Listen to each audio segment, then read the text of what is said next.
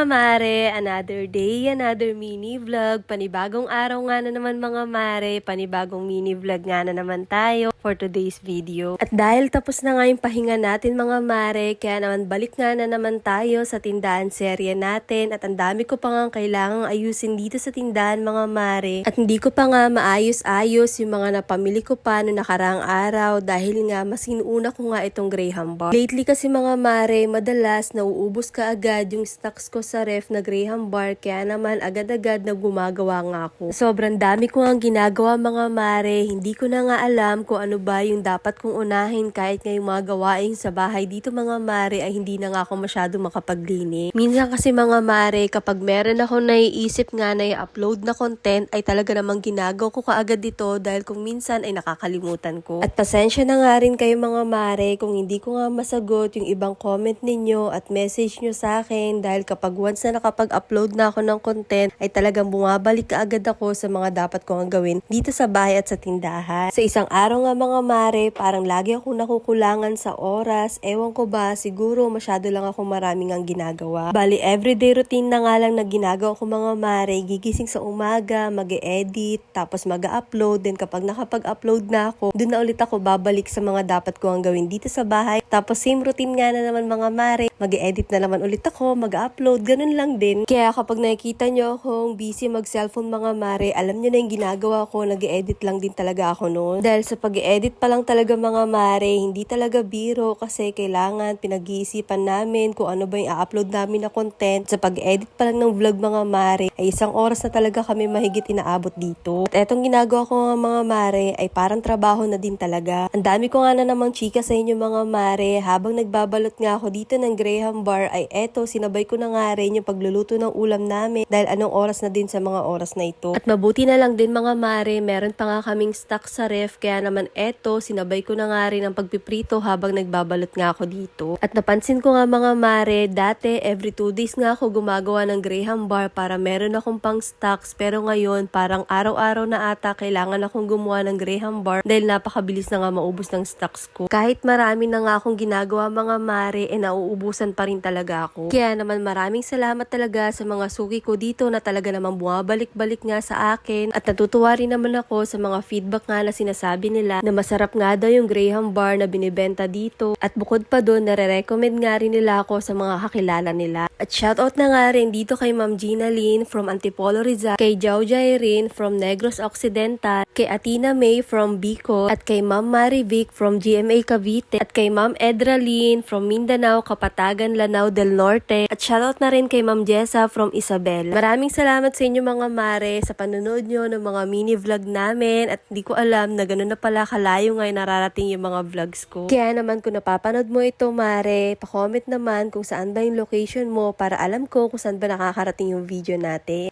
O siya, ayun lang muna mga mare. Ito